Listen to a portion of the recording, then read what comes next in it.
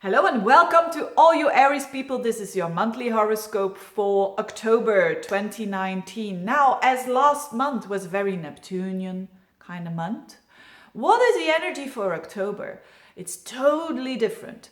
It is more down to earth. It is more practical.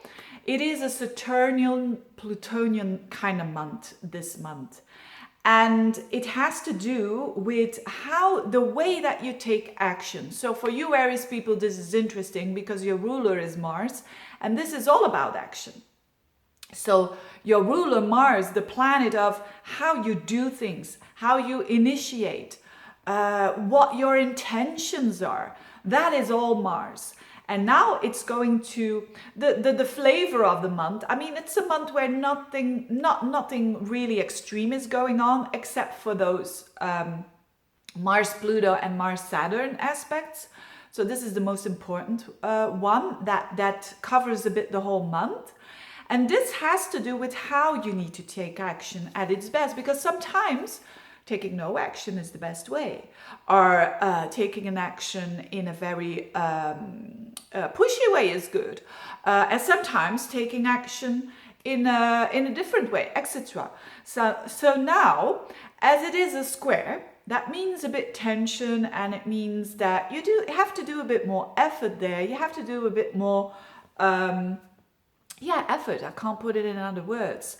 So what is this all about? We need to take action in a serious part of our horoscope for you, especially because you are a cardinal sign, and this is happening in cardinal signs. This is happening in your 7th house of relationships. That Mars shifts into Libra, and it's going to make an aspect with Saturn and Pluto in your 10th house of work, of social status, of how you want to be. If you don't work, it's how you want to be seen by the world, so to speak. It's a bit of a second descendant, the 10th house.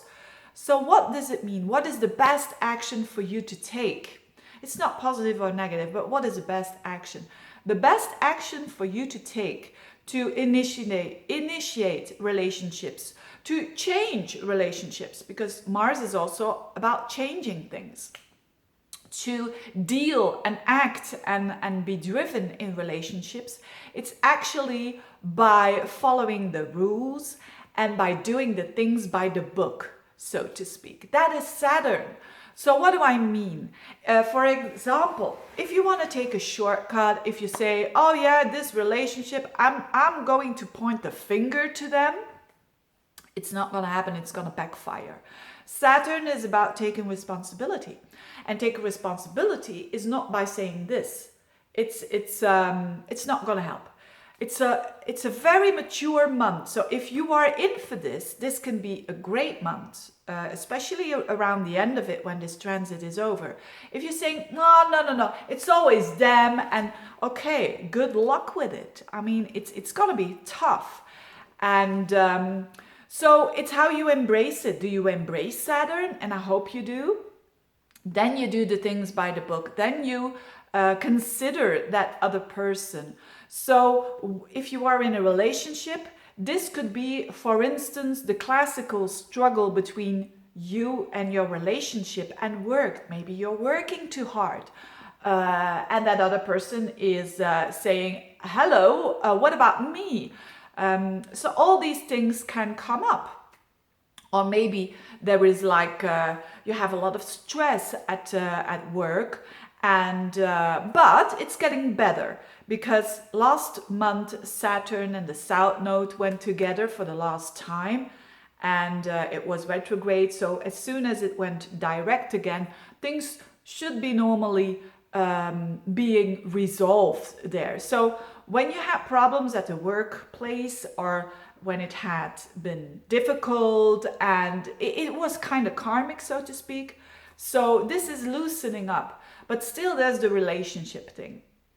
So for you Aries people, the best thing that you can do is really take things slow and focus in a very practical way, taking up the relationship. And if you do that, you'll be very successful in both areas of your life, so work and relationship. If you're not in a relationship, there could be a person or or people in general that are quite demanding for you.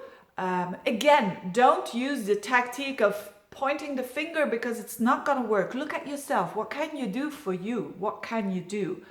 And it's what can you do when you have the control yourself. So it's a lot about mastering your actions. It's a lot about mastering your doing.